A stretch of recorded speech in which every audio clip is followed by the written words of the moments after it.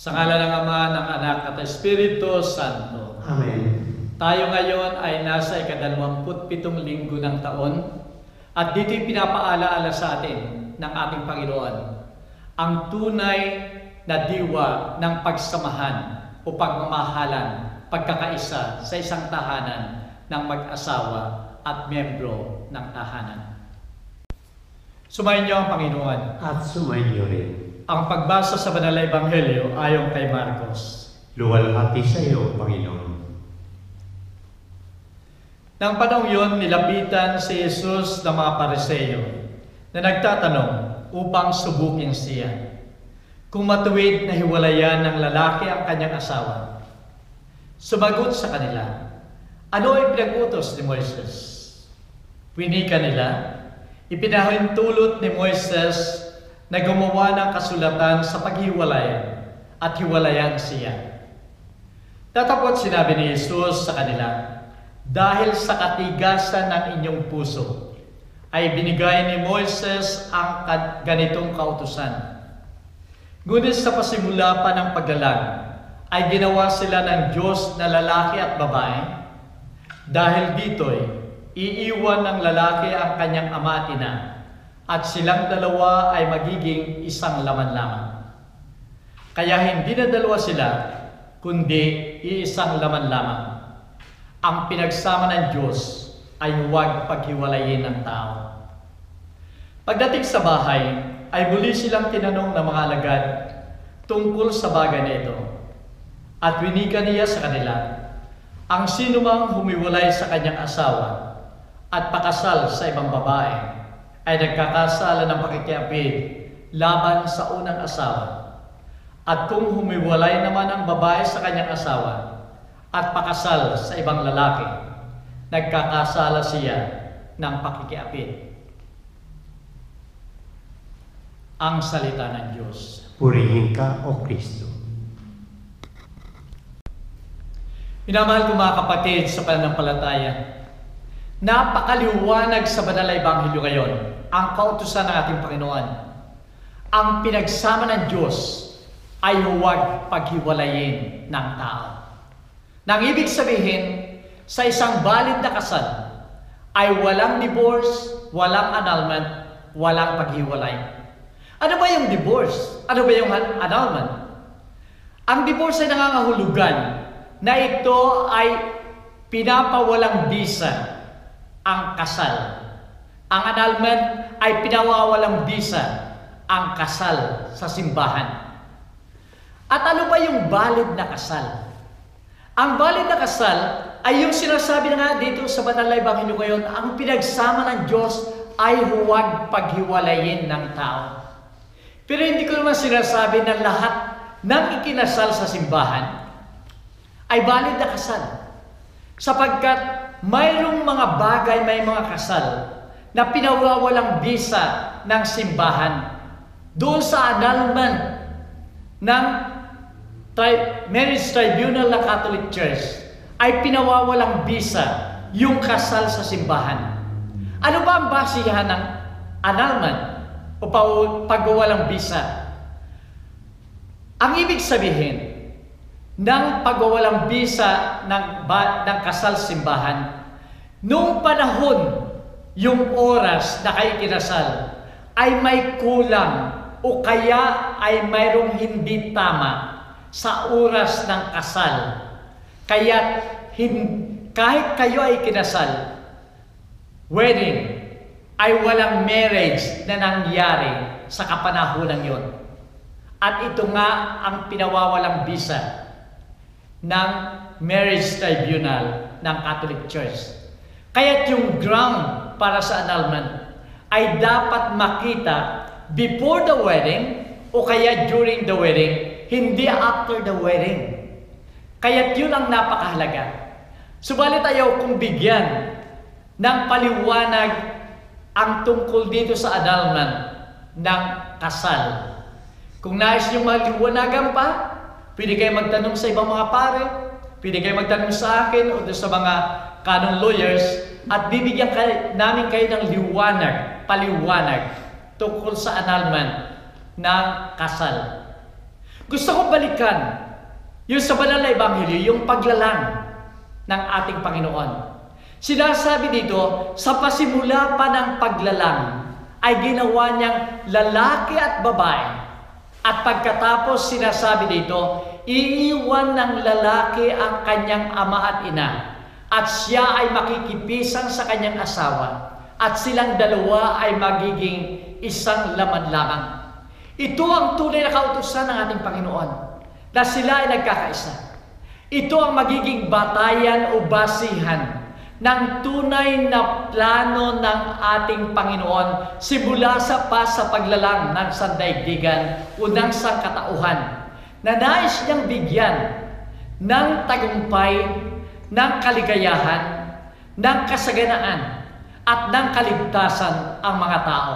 At ito'y makakamtan lamang sa isang maganda at tunay na pagsasama ng isang mag-asawa at ng ganun din ng isang pamilya. Pero alam din natin, minamahal ko mga kapatid, na ang daming naghihiwalay. At dito nga, sa paghihiwalay na ito, ay nawawala sila doon sa kautusan ng ating Panginoon. Na kung minsan may nagsasabi na, ang dami nang nagdi-divorce. Katunayan kung minsan parang normal na lamang yung divorce o yung paghiwalay. At kung minsan, ang abnormal ay yung hindi naghiwalay. Mayroong isang mag-asawa. Yung lalaki, every time na siya ay babangon sa umaga, every morning, yan ay pupunta doon sa kalang beranda. Siya ay magbabasa ng dyaryo habang siya ay umiinom ng kape. Isang umaga ay sinabi ng kanyang asawang babae, sana naging dyaryo na lamang ako. Nang sa ganon, tuwing umaga ay hinahawakan mo ako habang ikaw ay umiinom ng kape. Ang sabi naman ng asawang lalaki, napakaganda niyan. Maganda nga kung ang aking asawa ay ang dyaryong ito, sapagkat araw-araw ay may bago akong dyaryo, may bago akong asawa na hinahawakan ko. Minamahal ko mga kapatid, katulad ng sinasabi ng taong yun, maraming tao ngayon yung nais maghiwalay, na nais kumuha ng ibang asawa o kaya ay umalis doon sa sakramento ng kasal o doon sa kanilang pagsasama. Katunayan, napakapalad nating mga Pilipino. Sapagkat sa ang Pilipinas ang isa sa mga bansa na wala pang divorce. Although ito ay pinag-uusapan na magkaroon ng divorce sa Pilipinas, subalit tayo ang isa sa dalawa na wala pang divorce. Ang ikalawa ay yung Vatican City. Subalit kung titignan natin, mayroong divorce o paghiwalay na nangyayari sa lahat ng bansa sa daigdig na ito. Kahit sa atin sa Pilipinas, ay wala nga tayong divorce, pero mayroon tayong legal separation at annulment. Katunayan ng 2020, ay mayroong 10,257 cases ng annulment. At 95% na mga yun ay nabigyan ng annulment. Dito sa Australia ng 2019, ay mayroong 49,257 na mga divorces. At katunayan sa kanilang kasal, ini-expect na 33% ng kasal dito sa Australia ay maghihiwalay.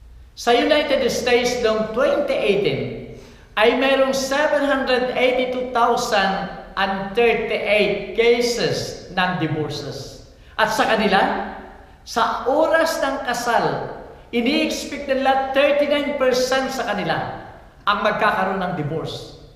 At yun ang nakakabahala sapagkat yung mga nagdi-divorce ay nasa edad na mga 20 hanggang 39 years old. Pero lately, ay tumataas yung mga edad na yon.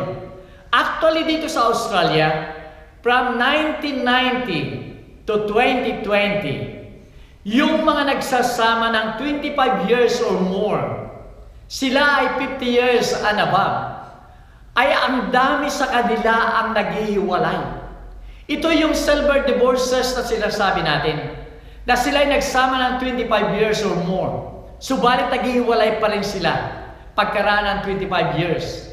At itong nakakabahala sapagkat pataas ng pataas ang numerong yon ng mga paghiwalay. Bakit nangyayari ito?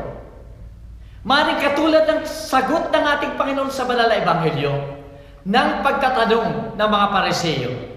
Ang sinasabi niya, dahil sa katigasan ng inyong ulo, ay ibinigay ni Moises sa inyo ang batas na ito na pwede kayong gumawa ng kasulatan ng paghiwalay. Ganon din hanggang sa gayon, yung katigasan ng ulo ng mga tao ay nasa atin pa rin na ayaw nating sumunod sa ating Panginoon.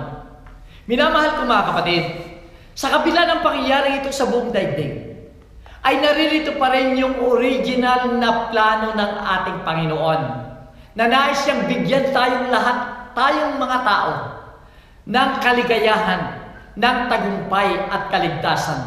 At ito nga ay nakasalalay lamang sa tunay na pagsasama, sa tunay na pagmamahalan sa isang pamilya, lalong-lalo na ng mag-asawa.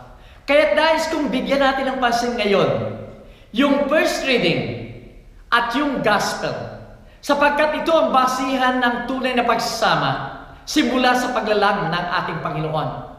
Sinasabi dito sa unang pagbasa, hindi mabuti na nag-iisa ang tao.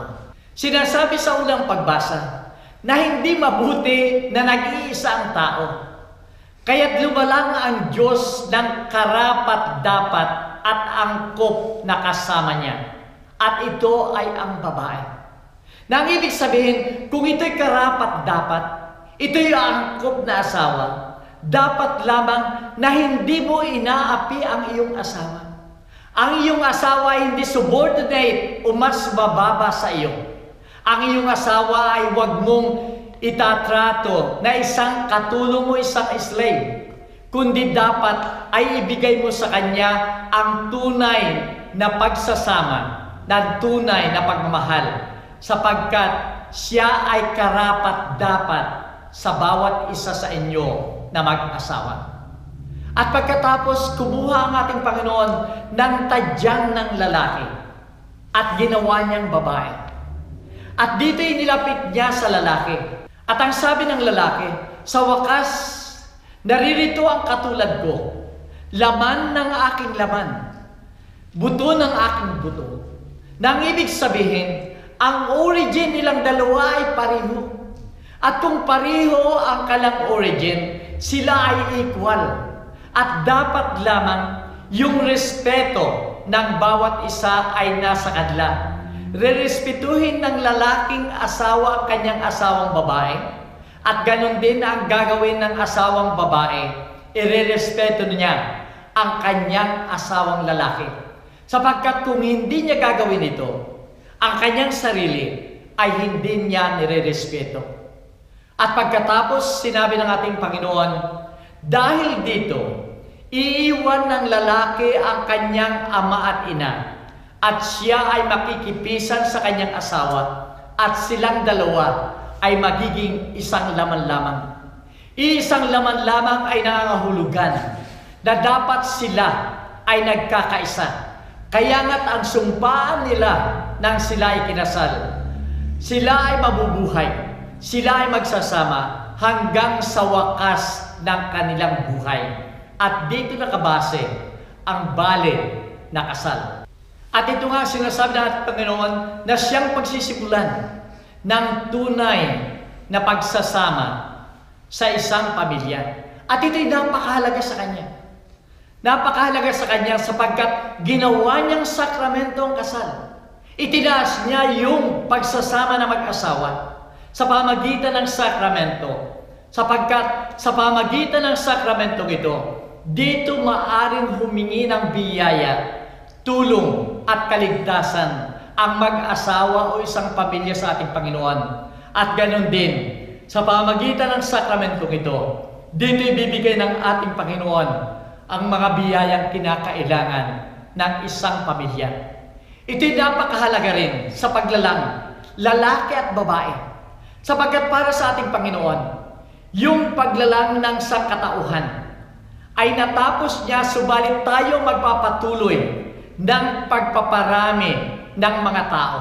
At ito'y magagawa lamang sa pamagitan ng isang kasal. Lalaki at babae sa kasal ay naroon yung procreation, pakikiisa natin sa paglalang ng mga tao sa sandaigdigan.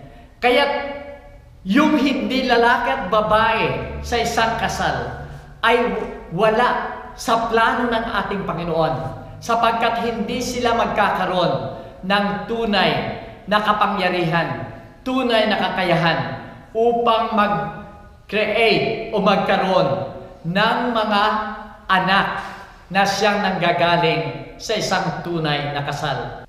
Ang kasal na ito ay napakahalaga pa rin sapagkat alam ng ating Panginoon, sa tunay at valid na kasal ay bumubuo, nagkakaroon ng isang masaya at maligayang pamilya.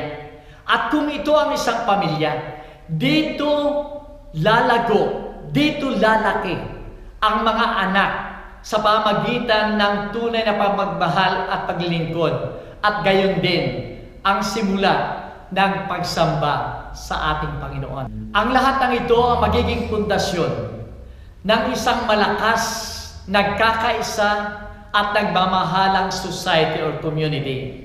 At gayon din ang pakikiisa sa isang simbahan na siyang sumasamba sa ating Panginoon. Minamahal ko mga kapatid, kung tayo nag-iisip ngayon, sinong ating susundin?